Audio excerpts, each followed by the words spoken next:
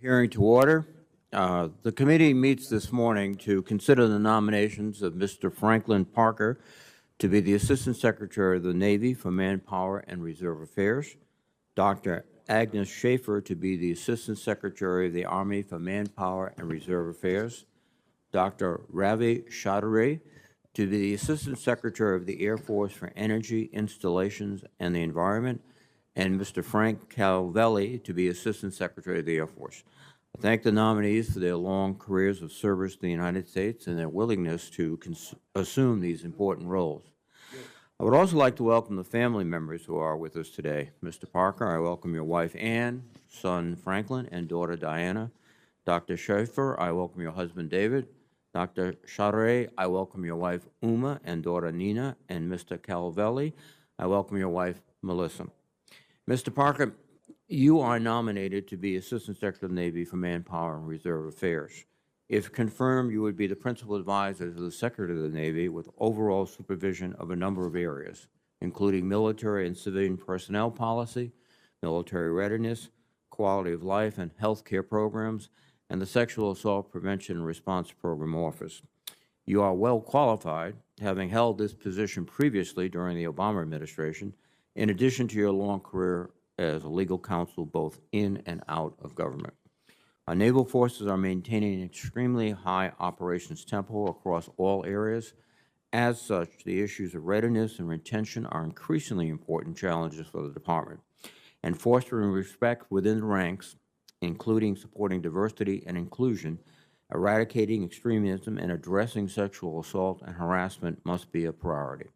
During your testimony, I would ask you to share your goals with us with respect to each of these issues. Dr. Parker, you are nominated to be Assistant Secretary of the Army for,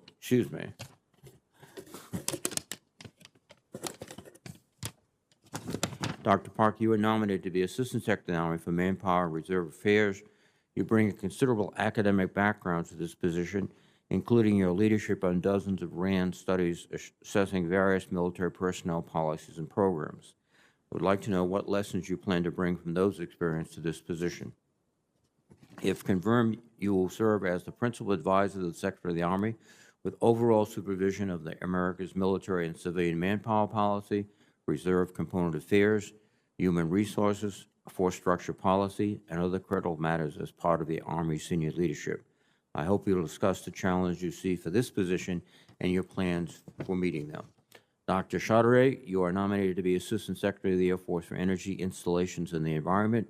Your decades of experience across the Department of Transportation, the Federal Aviation Administration, and as an Air Force pilot should serve you well in these roles.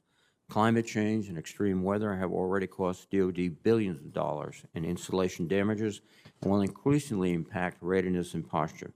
Just like any other threat, the Air Force must better prepare for the impacts of environmental degradation. The Air Force is by far the largest consumer of fuel and energy for the Defense Department, and you will be responsible for making progress in its efficiency and resilience. Similarly, contamination from PFAS chemicals remains a serious issue on Air Force installations. I would like to know your plans for addressing these challenges. Finally, Mr. Calvelli, you are nominated to be Assistant Secretary of the Air Force. With oversight of space acquisition, you are the first person to be nominated for this position since the Space Force was authorized in the 2020 NDAA. Your long career in the National Reconnaissance Office will lend valuable perspective to this role. The breadth and scope of the Defense Department's acquisition laws, regulations, and directives is expansive. The FY22 NDAA improved the ability of your position to oversee not only the acquisition efforts of the Space Force, but to ensure that space acquisition efforts are integrated across the services. I'm interested in hearing your views on how to improve the Department's acquisition culture and how you will implement the directions of this year's NDAA. Thank you again to our nominees. I look forward to your testimonies. Now let me recognize the Ranking Member, Senator Inhofe. Thank you, Mr. Chairman. And thanks to our witnesses for being here today. Our nation's top military and intelligence leaders have told us that we're in the most dangerous position that we've been in as a country, and maybe forever. I know that the 2018 National Defense Strategy, which is the copy of it right here, provides a roadmap, and we've been using this roadmap since 18 to deal with the security challenges, and it's going to continue to be our priority. We have quite a few challenges in the areas that you folks would be overseeing. Dr. Chaudhary, you've been nominated to oversee the Air Force's infrastructure. Your commentary over the last several years has focused on extremism in the military. I don't disagree that we don't want any extremism in our military. When we find them, we're going to have to act swiftly to remove them from our ranks. But at the same time, this isn't a systemic problem. The Countering Extremist Activity Working Group recently found that fewer than 100 service members engage in extremist behavior over the past year.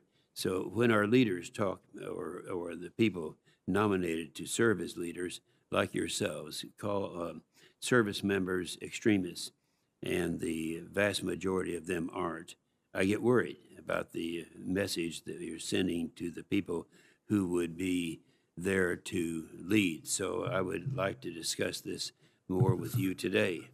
Mr. Calvelli, you have been nominated to be the first Space Service Acquisition Executive.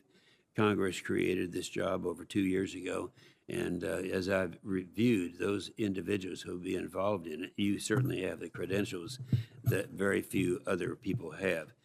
Now, we know that China and Russia are also making space a priority, so I'm interested to hear what you'll do to make sure that our Guardians and the Joint Force have the tools that they need to defend our interests in space. Dr. Schaefer and Mr. Parker, you would be responsible for the readiness and well-being of our military personnel in the Army and Navy. Nothing's more important, and I look forward to hearing your comments on how you plan to attack these problems. Look forward to hearing from you, and thank you very much, Mr. Chairman. Thank you very much, Senator Inhofe. Dr. Schaefer, I apologize. I think in my introduction I confused you with Mr. Parker. We are trying to encourage cooperation between the Army and Navy, but not to that extent. So, Dr. Schaefer, you are going to be nominated for Secretary of the Army for Manpower and Reserve Affairs, and I look forward to your questions. At this point, let me recognize Mr. Parker for your statement, sir. Thank you, Chairman Reed. Chairman Reed, Ranking Member Inhofe, and distinguished members of the committee, thank you for allowing me to join you here today.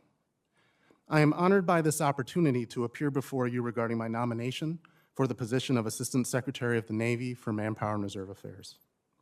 I wish to thank President Biden, Secretary Austin, and Secretary Del Toro for the confidence they have placed in me.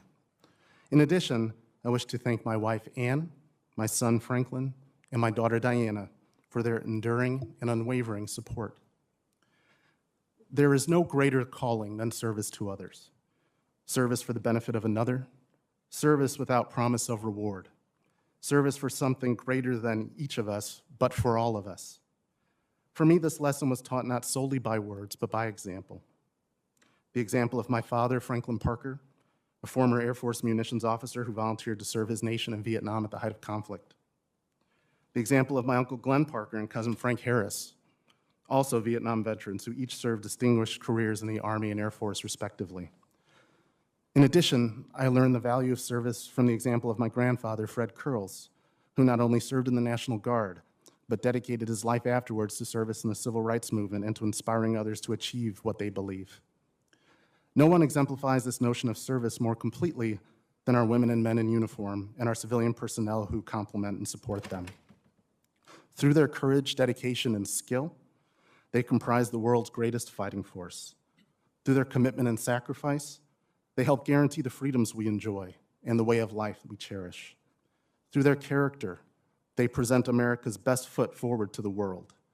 Indeed, our military is defined by our people, a mosaic of America representing our diversity, our differences, and our greatest strengths.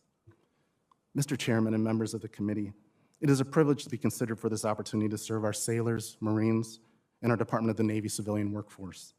I believe my experience in multiple roles within the Department of the Navy, as a senior leader at a civilian agency, and as a private sector attorney provide me with well-rounded perspective that, if confirmed, I will use to my greatest ability to support those who so readily and ably serve our nation. Our people are our most valuable asset, our greatest strength, and our most profound capability, both as a military and as a nation. As such, our service members and the civilian personnel supporting them deserve our firmest commitment to ensuring they have the tools, policy, and support they require, not only to succeed in the mission, but to thrive in life. If confirmed, I will do my utmost to further our military readiness, combat abuses within our ranks, support our military and civilian families, reduce barriers to mental health support, and to foster a diverse and inclusive environment that prioritizes respect for all its members. Further, if confirmed, I commit to working with Congress and the members of this committee to do so. Thank you sincerely for your consideration of my nomination. I look forward to your questions. Thank you, Mr. Parker. Dr. Schaefer, please. Good morning, Chairman Reed, Ranking Member Inhofe, and distinguished committee members. I'm deeply honored to come before you today as President Biden's nominee for Assistant Secretary of the Army for Manpower and Reserve Affairs. I'm grateful for your consideration of my nomination and for your long-standing and bipartisan commitment to our national security. I would like to thank President Biden, Secretary Austin, and Secretary Wormuth for the confidence and trust they have placed in me through this nomination. I also want to thank my husband, who's here with me today, for his enduring love and support across the seasons of our amazing life together. Unfortunately, my mom and 3 siblings could not attend today, but they're watching me from various places across the country, and they know how much I love them for their part in shaping who I am. I sit before you today as an example of the realization of the American dream. In 1956, as a young couple, my parents fled to Austria from Hungary when the Soviet Union invaded their homeland and quashed the Hungarian Revolution against communism. They were eventually granted asylum by the United States, something for which my parents, siblings, and I are forever grateful. This gratitude has deeply ingrained the importance of service in my family. My father, an oceanographer by training, dedicated his life's work to U.S. national security by using his expertise to better detect Soviet submarines so that we could eventually win the Cold War. One of my brothers and my nephew have served in the Air Force, and my sister has spent more than 30 years working in the defense industry. I deeply honor the risks taken and sacrifices made by my brother, nephew, and other service members, civilians and contractors who bravely serve our nation. Watching my family, friends, and colleagues navigate the challenges and opportunities posed by a life of service with a steadfast commitment to our shared mission has inspired me to work to find solutions to those challenges, expand opportunities, and strengthen our national security. That inspiration has guided me on my path as a national security researcher. I grew up in the Washington, D.C. area, and upon finishing college in Miami, I completed my PhD at Syracuse University's Maxwell School of Citizenship and Public Affairs, and then a fellowship at Princeton University before being hired by the RAND Corporation. Over the last 16 years as a researcher at RAND, my focus every day has been to improve the lives of our active and service member component, our active and reserve component member families, and improve our military's readiness to meet the objectives of our national security strategy. If confirmed, these will continue to be my priorities in service of our soldiers, civilians, contractors, and their families. I can think of no better way to continue working on these issues than by helping the Army succeed in the face of varied, complex challenges. As our nation confronts myriad national security threats, we must maintain current and future readiness by putting people first. We must look for creative ways to ensure that our military and civilian workforce have the education, training, and skills necessary to meet both current and future threats. Additionally, we need to ensure that our military and civilian workforce have safe and healthy work environments. free from harmful behaviors such as sexual assault and harassment, domestic abuse, and suicide.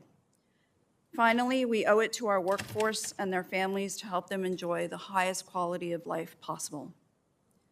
Members of the committee, if confirmed, I look forward to working closely with you to address the needs of the Army's total force, including its active and reserve component, military and civilian workforce, as well as their families, to ensure the readiness of our Army to meet not only today's national security challenges, but tomorrow as well. I look forward to your questions, and thank you again for the opportunity to be with you here today. Thank you, Dr. Schaefer. Dr. Chaudhary, please. Chairman Reed, Ranking Member Inhofe, and members of the committee.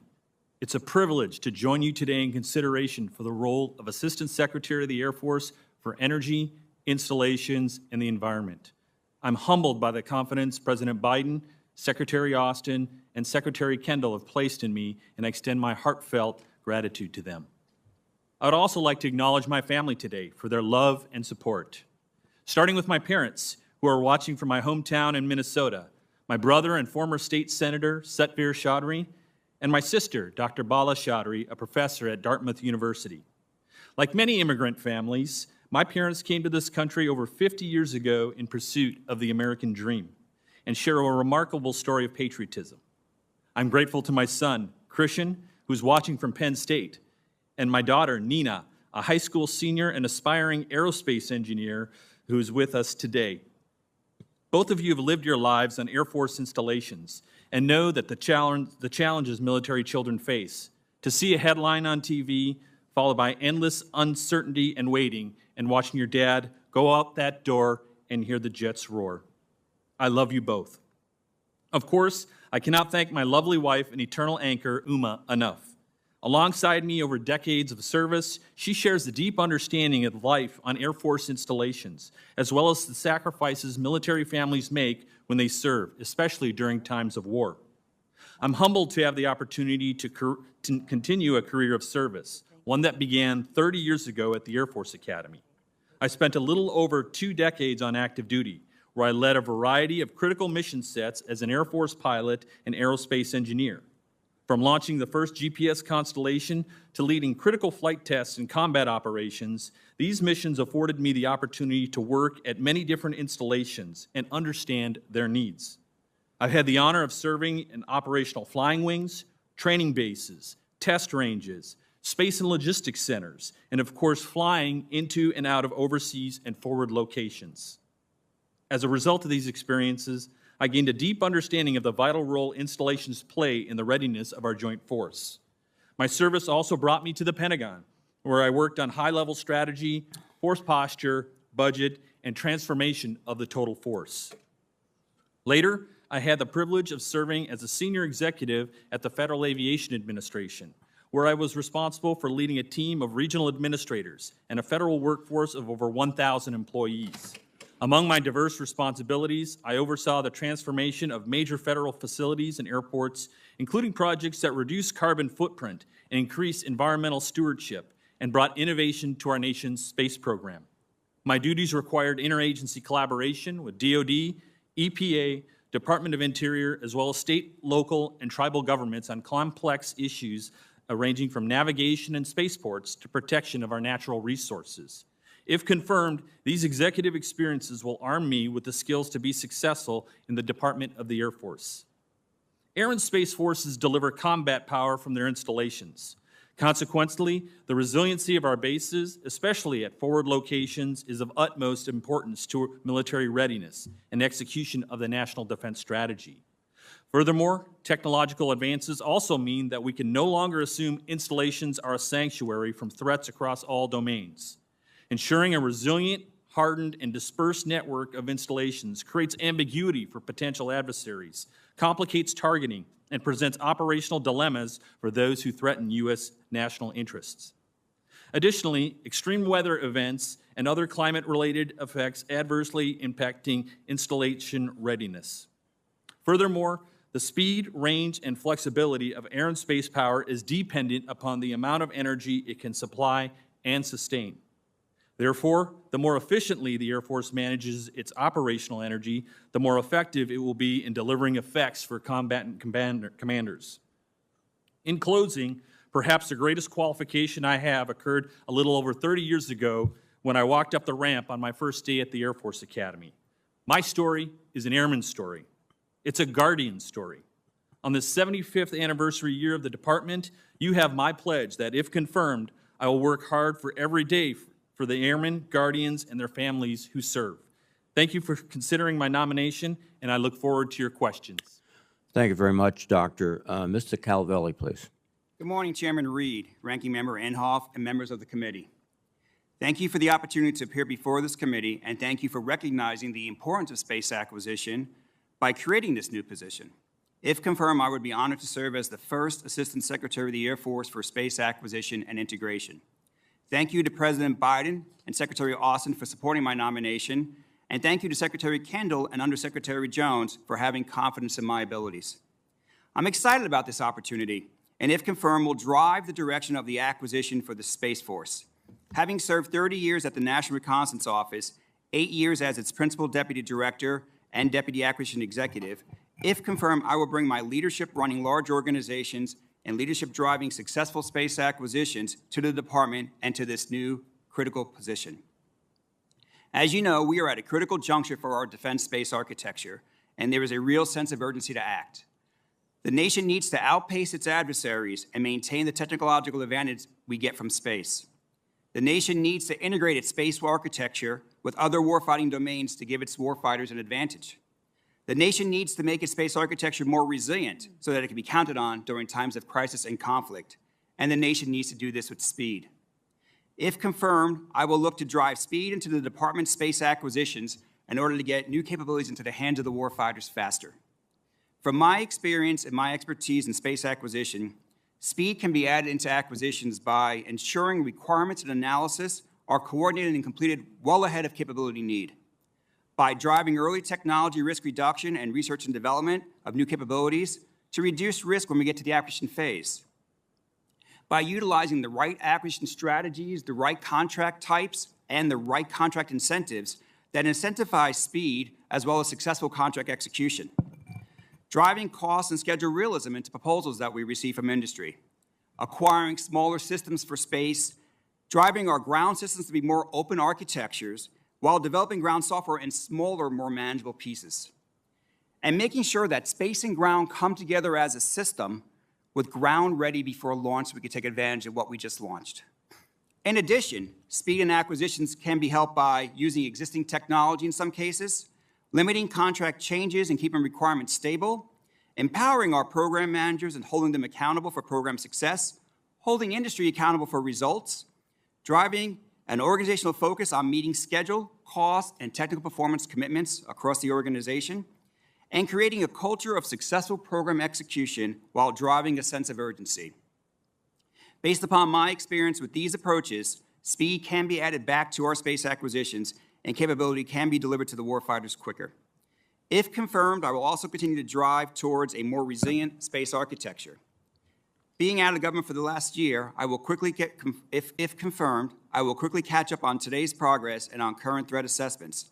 From my experience, resiliency to space can be added by taking advantage of diverse orbits, adding new technical capabilities, using a mix of traditional satellites and smaller, more proliferated satellites, robust space situational awareness, the ability for rapid reconstitution, and taking advantage and integrating commercial capabilities. Resiliency also includes making sure that our ground systems don't have single-point failures and that they are secure from cyber attacks. Nothing is more important than making sure our space capabilities are available and can be counted on to support the warfighter and the nation during times of crisis and conflict. If confirmed, adding resiliency will be another top priority. In addition, if confirmed, I will also work in a collaborative manner across the department, across the services, and with the intelligence community to ensure the integration of space with other warfighting domains and to avoid duplication of efforts. Finally, I'd like to thank my family, my wife, Melissa, who is a proud member of the federal government, working currently at the National Reconnaissance Office. Both Melissa and I believe in the importance of public service, and even though I've only been out of government for a little bit over a year, I definitely missed it. Thank you to my children, Michael, Sydney, and Samantha, and my stepdaughter, Ashley, for all their support. And thank you again to this committee for creating this new critical position and for inviting me to this hearing. If confirmed, I commit to being fully transparent with this committee on progress, issues, and status of space acquisition. I look forward to your questions. Thank you, Mr. Calvelli. I have a series of questions that are required for all civilian nominees. You may answer in unison. Have you adhered to applicable laws and regulations governing conflicts of interest? Yes. Yes. Yes. Have you assumed any duties or taken any actions that would appear to presume the outcome of the confirmation process? No. No. No. Exercising our legislative and oversight responsibilities makes it important that this committee, its subcommittees, and other appropriate committees of Congress receive testimony, briefings, reports, records, and other information from the executive branch on a timely basis. Do you agree, if confirmed, to appear and testify before this committee when requested? Yes. Yes. Do you agree to provide records, documents, and electronic communications in a timely manner when requested by this committee, its subcommittees, or other appropriate committees of Congress, and to consult with the requester regarding the basis for any good faith delay or denial in providing such records? Yes. Yes. Will you ensure that your staff complies with deadlines established by this committee for the productions of reports, records, and other information, including timely responding to hearing questions for the record? Yes. Yes. Will you cooperate in providing witnesses and briefers in response to congressional requests? Yes. Yes. Will those witnesses and briefers be protected from reprisal for any of their testimony or briefings? Yes. Yes. Yes. Thank you very much. I'm going to address the same question to both Mr. Parker and Dr. Schaefer, since your services are different, but your roles are quite similar. There is a significant issue in recruiting in multiple aspects. First, as we all recognize, the pool of qualified young people to recruit continues to decrease. Second, the focus, the force is not as geographically diversified as possible. And there is a growing statistical phenomenon of sort of sons and daughters of service members joining and joining and joining, so that the number of service members who are children or grandchildren increases, which, again, threatens diversity. Starting with Mr. Parker, how would you propose to respond? Senator, expanding the base of recruits to our military is fundamentally important. Our nation has incredible potential and untapped potential, and so taking advantage of the largest swath of that is critical to maintaining the strength of the force. I agree with the observations that you made. I think one of the main ways that we could try to go about doing that is by expanding that geographic diversity, trying to make sure that the services are able to tap into populations that right now currently aren't the primary populations where recruiting is taking place. So really trying to draw on the geographic breadth of the nation in terms of tapping into that talent. Separately, as you noted, Senator, so many individuals like myself have backgrounds where there's been family service, but really reaching out to people who don't necessarily have that type of family contact, that family history, that type of personal familiarity with the service is fundamentally important. I think both for raising the profile of the service, but also in increasing the base of eligible people to serve. Thank you. Dr. Schaefer, please. Thank you, Senator. I'm extremely concerned about the recruiting environment right now. We're all competing for the same talent, and that competition is fierce right now. The geographic aspect as well really concerns me. I think that this is, in the case of the Army, a time for a reset in the way that we think about recruiting. Traditionally, we have recruited in that sunshine smile across the southern part of the United States. And I'm concerned that we need to move out into other areas where we haven't traditionally had participation in the Army. But most concerning to me, I think, is the decrease in propensity that we're seeing. And I think that we need to find out why that is decreasing.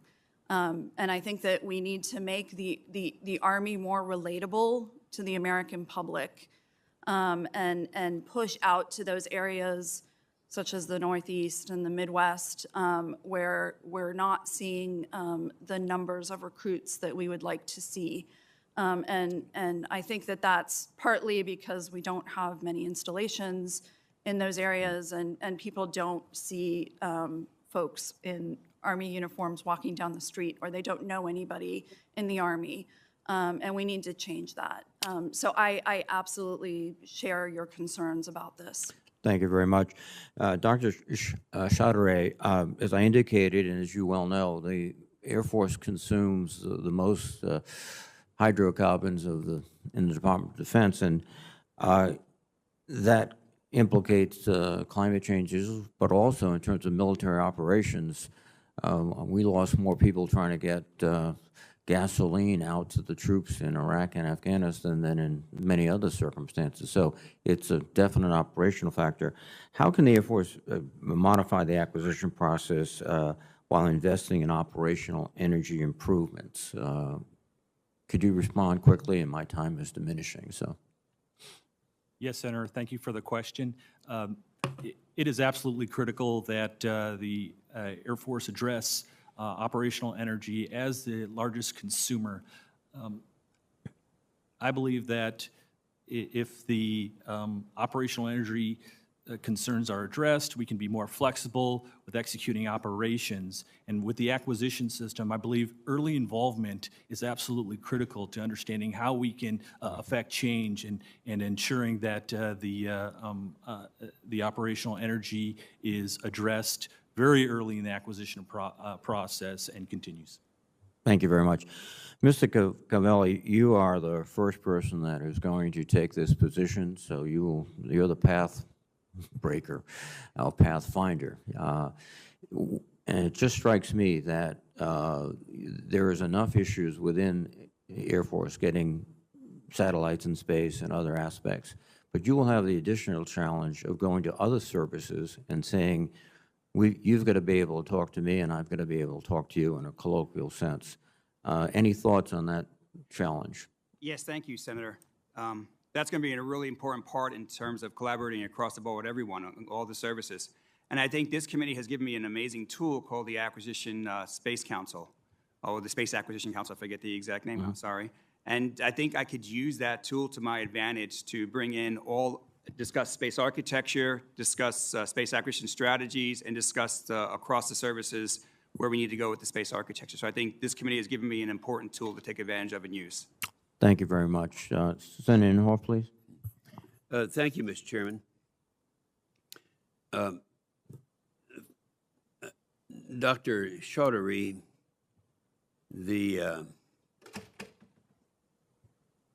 I believe, I could be wrong, and correct me if I am wrong, that you are the one who was advocating using artificial intelligence on our military personnel to identify toxic communications. Is that correct? Where are you? Senator, that is correct. Okay, well, I think it's a really horrible idea. Tell me why it's a good idea. Thank you, Senator, for the opportunity to address that article. The intent of the article was to engage in a public discussion on addressing extremism, as well as other areas affecting readiness. The article fell short of that, and I regret that. But let me state clearly my feelings on... But let me do this, because Yes, I do want to get two other questions, two other witnesses, and I want to come back to this, so you be thinking of a good answer. Dr. Schaefer, we're starting to see signs that the Army may have to reduce the end strength in order to comply with the administration's budget cuts. You know, I'm a very old Army guy, and it seems since I've been here in both the House and the Senate that the Army is always the first ones that get cut, so I have a little bias in this. The last time this happened, it was during the Obama administration. The Army cut an average of 20,000 soldiers a year over 5 years, and the Army is basically the same size as it was before the September 11th. But the threats from Russia and North Korea and others have only grown, so we can't afford this mistake twice. And based on your experience, what are the risks associated with a rapid reduction in Army end strength at this time? Senator, thank you for this question. This also concerns me. I think that what we're seeing in Ukraine illustrates the fact that we live in an extremely uncertain world, and the Army is being asked to address a variety of threats. And in order to be able to carry out those multi-domain operations associated with our modernization plans, we need to maintain end strength. And I think decreasing end strength is... So you would support maintaining end strength at least where we are today? That's correct. Okay. And I would, given the new NDS that's coming out, I think we will need to appropriately calibrate that end strength to these future threats. Well, I appreciate that very much. Mr. Parker, since you last served in the Navy, there have been several preventable major ship collisions, groundings, fires, and other incidents. And Navy investigations attribute the accidents mostly to personnel-related causes such as, inadequate manpower or training. The chief of the Navy personnel recently testified that the Navy is 5,000 to 6,000 sailors short of manning our ships today. Now, you have a background, you're going to be responsible for some of these things, problems that we're faced with right now. What is your assessment of the role of the manning and training played in these accidents? You know the accidents I'm referring to, and you know that we have observed that we need, that we are short. So what's your response to that, and how are you going to handle that? Senator, I absolutely share your concern with some of the recent incidents that have occurred within the Navy. I believe many of those, similar to what the Chief of Naval Personnel said, are attributable to manning issues and other challenges within the force. I understand that the department is working hard to address that. I understand that since the McCain and Fitzgerald collisions, the Navy has assessed 23,000 new sailors and has moved 10,000 new to the fleet since that time. If confirmed, really focusing on those types of manning issues and related cultural issues. I know there are initiatives such as Get Real, Get Better, which is really focused on assessing where the Navy has fallen short and then taking lessons learned from that. I think those types of initiatives are helpful both in terms of the manning piece, but also in terms of operational ensuring that we learn from our mistakes. And if confirmed, I will support those fully. Very good. Now, Dr. Chaudhary, I'd like to have you go ahead and finish answering the question that I started out with. Thank you, Senator. To continue and to provide clarity, the men and women who serve, the vast majority of the men and women who serve with honor, integrity, and excellence. And I believe that the constitutional rights of our men and women who serve should be protected, period. If confirmed, I will work with Secretary Kendall and follow his lead on addressing extremism in the military. Okay, well, except you've already addressed it. You've already talked about it, and I've already expressed my feelings about that issue. Thank you, Mr. Chairman. Thank you, Senator Inhofe. Senator Hirono, please.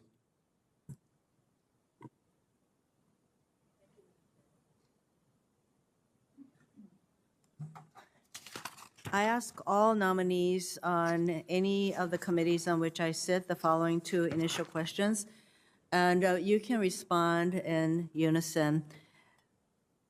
Since you became a legal adult, have you ever made unwanted requests for sexual favors or committed any verbal or physical harassment or assault of a sexual nature?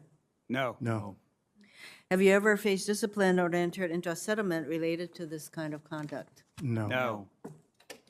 For Dr. Chaudhary, I'm not sure how familiar you are with the Red Hill bulk fuel storage facility on Oahu.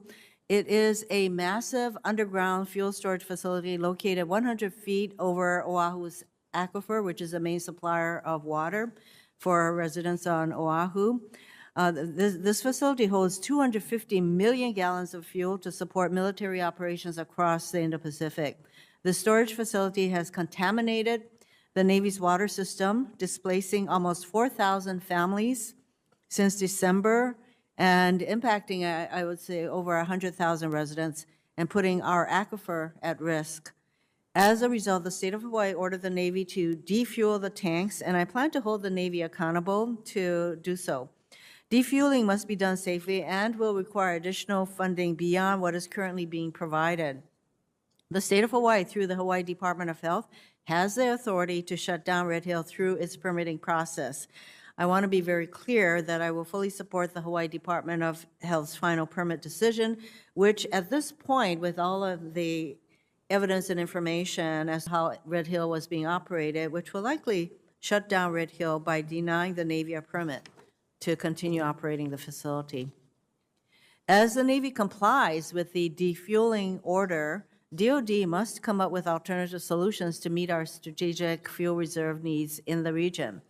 Though the facility is operated by the Navy, a majority of the fuel reserves stored in the facility are for Air Force operations, which means meeting our strategic fuel needs in the region will require collaboration and a department-wide effort. If confirmed, how will you aid in determining a long-term solution to Air Force fuel needs in the Indo-Pacific area? Thank you, Senator. Dr. Chaudhary? First of all, as a former military member, my heart goes out to the families who have gone through this issue and are meeting the challenges of the Red Hill petroleum spill. When I think of them, I think of my family when we served and the need to ensure that we address the needs of the families and the fact that all of our military families deserve a safe, a water supply, and a safe environment to execute the mission and live in their communities. And that includes the surrounding communities around them. So if confirmed, that's my #1 priority in that issue. And resolving that, I understand a review is in process to address this issue, and I look forward to working with the committee to continue to address the issue going forward.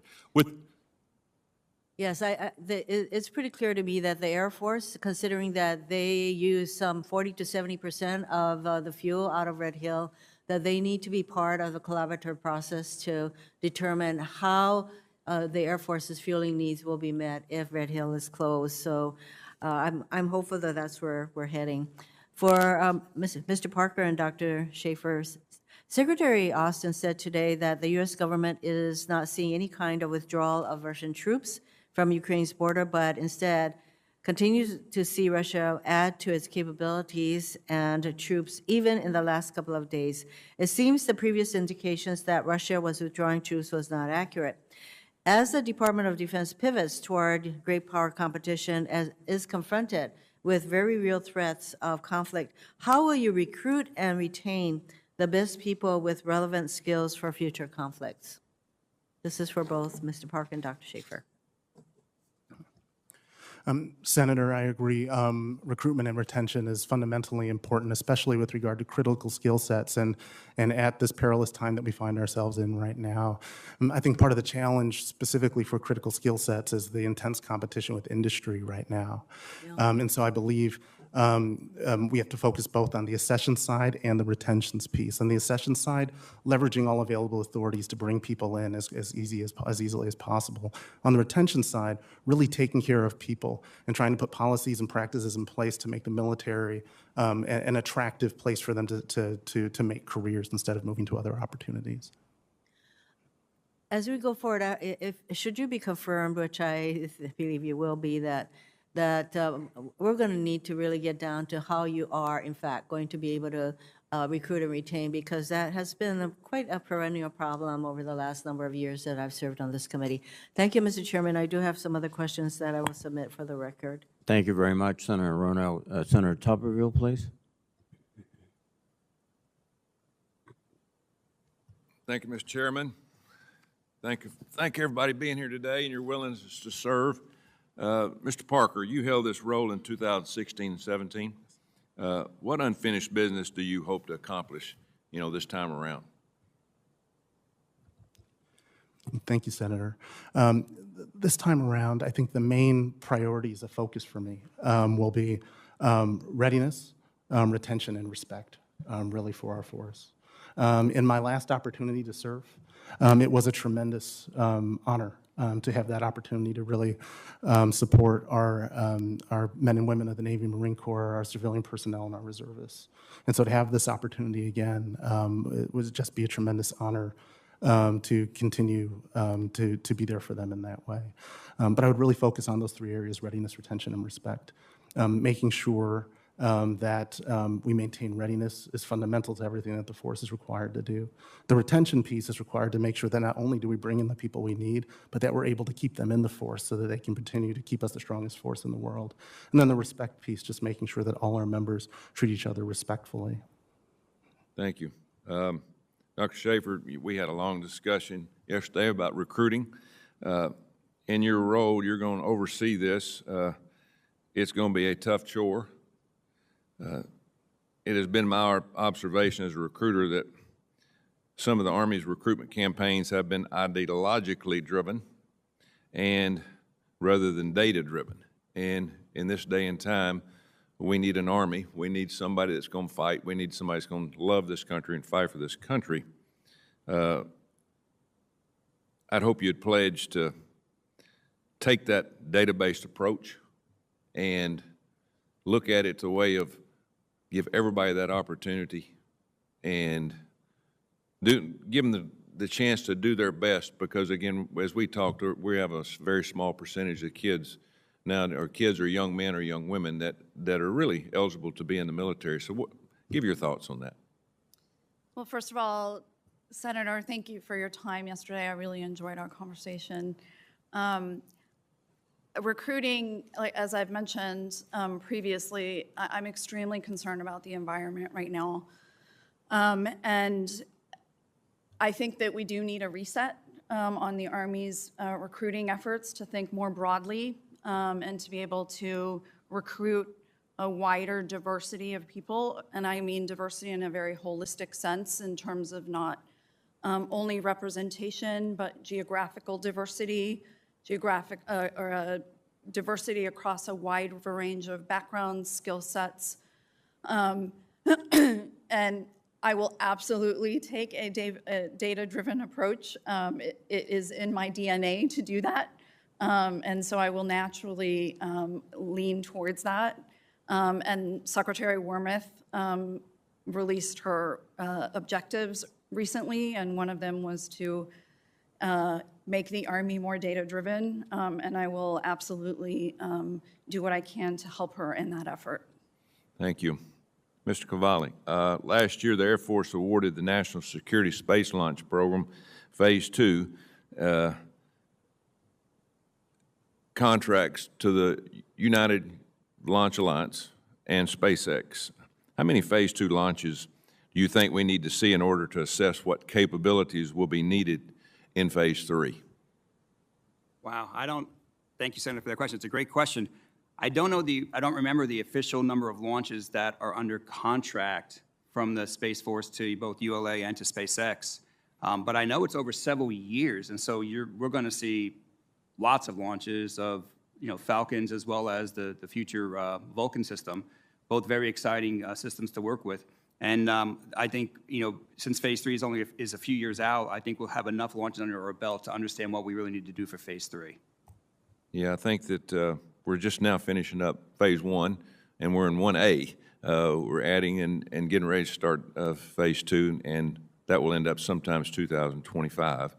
And we're going to need to start and look at the responsibilities and the regulations for Phase 3 coming up, and hopefully that's in the future. Dr. Chaudhary, the Chinese, as you said earlier, are tracking us in AI, and you gave a good answer. We would hope that we would stay away from that, as Senator Inhofe was saying.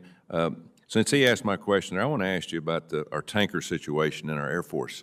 I flew on one not too long ago, and it's 50-something years old. They're old. They get the job done, but we need better and bigger. What's your plans when you get in? What's your thoughts about having a fair system in terms of being able to get contracts for the new tankers that hopefully we'll have in the near future? Thank you, Senator. The bed down of new weapon systems falls within, if confirmed, my bailiwick. And I would take a look at the process for strategic basing, assignment of where weapon systems are placed, and ensure that it's a fair and transparent and open process. So as a former Air Force pilot, I understand the value of tankers. I've received gas from KC-135s, KC-10s, and I know that KC-46 is going to be a fantastic weapon system. If confirmed, I will make sure that process stays open, transparent, and move forward with the committee and work closely with the committee to address any issues for a given constituency. So you would agree that our tankers are getting a little old, the ones that you've been fueled with? Senator, they are getting a little old, and it's really important that fleet remains viable and effective because, you know, I'm going to say it, and you can't kick ass without tanker gas, and that's exactly the way I believe we should proceed. Thank you. Thank you, Mr. Chairman. Thank you, Senator Tuberville. Senator Kane, please. Thank you, Mr. Chair, and congratulations to the panel of qualified nominees. To Mr. Parker and Dr. Schaefer, just an issue that I just kind of want to put on your radar screen, not really to ask about, but in your manpower responsibilities. Should you be confirmed, we're doing a lot of analysis now of the 20-year global war on terror, how the battle was fought, lessons learned, what we need to do differently going forward. One of the aspects of this 20-year war that I think makes it pretty unique, and there are other aspects as well, is how much of the burden was borne by contractors. 7,000 to 8,000 deaths of U.S. troops in Iraq and Afghanistan and Syria, but there were more contractor deaths, 8,000 to 9,000. And there were many times during the active phases of war in Iraq and Afghanistan where the number of U.S. contractors in those countries outnumbered the number of U.S. troops. We've spent a lot of time on the committee during the time I've been here talking about, the segue from a draft to an all-voluntary military and what a transition that was. But I don't think we've spent much time talking about the transition from having troops fight wars to having contractors fight wars. And I'm a little bit worried that the 8,000 to 9,000 U.S. contractors who died are sort of like the invisible casualties of the war. We had a hearing recently where appropriately, witnesses talked about the 7,100 troops who died during these wars, but didn't reference the U.S. contractors who did, or the 20 DOD civilians who did. So I hope as you're analyzing manpower requirements going forward, and as you're involved in assessment of the manpower used during the 20-year global war on terror, that we put a critical eye on this issue of how much of the burden we now put on the shoulders of contractors. I'm pretty sure there's never been a war in the history of the United States where the contractor deaths exceeded the troop deaths. And we ought not just to kind of accept that without analysis going forward. Dr. Chaudhary, I want to ask you a couple of questions. One of the largest providers of military housing, Balfour Beatty, recently paid a $65 million fine, agreed to pay that after pleading guilty to fraud in connection with the military housing program. Them being held accountable, that's a good thing, but there are still countless homes on our bases around the country and all the service branches that are not up to snuff. And if Mr. Parker and Dr. Schaefer do all they can to recruit folks in, but military families or folks thinking about joining the military think that the quality of housing is substandard, as somebody who served in the military and lived on these bases, you know how difficult that will be in terms of us meeting our recruiting needs. So I would just like to hear you talk about the priority that you would place within your responsibilities in the Air Force, should you be confirmed, on just making sure that we are continuing to be up to speed on work orders and doing what we need to do. And your willingness to come back and ask this committee for more assistance if there are additional authorities you need to make sure that the quality of housing is what our Air Force members are entitled to. Thank you, Senator. As a former military member, I think about military privatized housing a lot, especially having a special needs child and having their special needs addressed on issues like allergies or anything under the sun that requires support is really, really important to me because I've lived that experience. Our military members and their families deserve to have well-maintained, clean, and excellent housing. Not only that, a system in which their grievances can be addressed, as well as any challenges that they're meeting at the same time. If confirmed, you have my commitment that I will move out on this issue extremely quickly to ensure that we have the right oversight, management, contracts, across the board. I'm going to take a top-down look at every aspect of our military privatized housing because we just absolutely have to get this right. Our military members deserve that. I'll just say I was very, very unhappy with the performance of some of the private military housing providers, but I was more unhappy with the absence of oversight and just, contract supervision by the Pentagon. Nobody signed up to be a Beatty Balfour tenant. They signed up to be a soldier, sailor, airman, or woman, or Marine, and the responsibility for their housing was fundamentally a DoD responsibility. And once the private contracts were entered into, there just was a long period of time where the DoD exercised very little oversight and supervision over these contracts. So we will take you at your word on that and look forward to more discussion should you be confirmed. Thank you, Mr. Chair. Thank you, sir. Thank you, Senator Kane. Senator Blackburn, please. Thank you, Mr. Chairman, and congratulations to each of you on your nomination. Mr. Parker, I want to come to you first and talk a little bit about esports, and I'm going to ask you to give me your response in writing rather than taking the time today. I represent Tennessee, and of course, we have the Navy Recruiting Command. They're in Millington, Tennessee. Very pleased to have it in Tennessee. And it's done its own esports team, Goats and Glory. So what I'd like to hear from you is how you think this helps with potential recruits, how this could be built out. And Ms. Schaefer, I want to come to you, and I'll give you this one for a written response to the Army's talent management strategy, which is going to be important for 21st century warfare. And having the young people who are going to have the skill sets to utilize technology is going to be important. So I'd like to hear from you how you see this helping with recruitment and retention for the Army, making the Army a more desirable employer, and then how you can utilize that with the National Guard. And as I have visited deployed troops and talked with some of the commanders, we've talked about the need to recruit the skill sets that someone is using in their day job that can be applicable. And as you're well aware, we have the Guard's Intel unit housed in Nashville. So I'd like that one from you in writing, if I may. And Mr. Chaudhary, am I saying that correct? That's correct, Senator. All right. I know that Senator Inhofe talked with you about the July 21 op-ed. And what I'd like from you, a yes or no, would you use machine learning and AI to monitor military personnel's electronic footprint? Senator, no.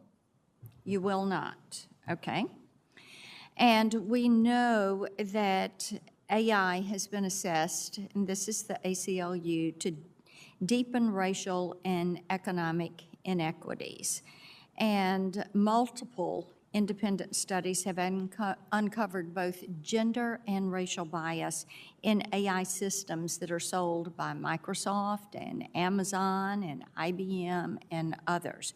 So how do you square looking for racism with a tool that is accused of racial bias? Thank you, Senator. And the article that you referenced, the intent of that was to enter the public discussion on the issue of extremism. And it fell short, and I regret that. Okay, I'm just asking how you square. Yeah, allow me to be clear on the issue. The Okay. constitutional rights of our military members should be protected at all times, and I believe that. So you are committing that you're going to protect their civil liberties? Senator, you have my commitment that I will protect military members, their civil liberties under the Constitution.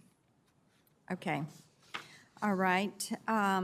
Let's talk a little bit about DEI and DEI training. What we have seen, there's been so much talk this week about the 6 million man-hours that have been used on DEI instead of training our men and women to do the job that they are recruited and that they are prepared to do, defending this country. So why don't you talk a little bit about, for the record, how you see DEI being central to military readiness? Thank you, Senator.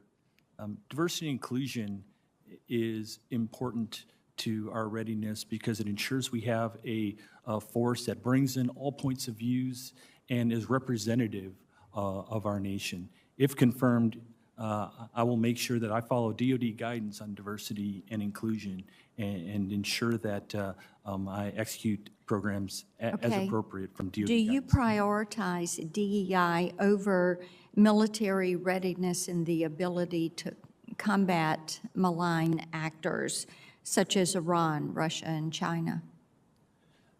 Senator, diversity and inclusion is important to readiness, and readiness is absolutely crucial to addressing the threats our nation faces. If confirmed, I'll make sure that our national security interests are addressed from that angle, not prioritizing one or the other, but understanding that it's a integrative process. But the readiness of our force is absolutely critical, and you have my commitment that I will prioritize that and our national security interests. Thank you. I appreciate that. I think we all want the best for our men and women in uniform. Thank you all Yes, for ma'am. being here today. Thank you, Mr. Chairman.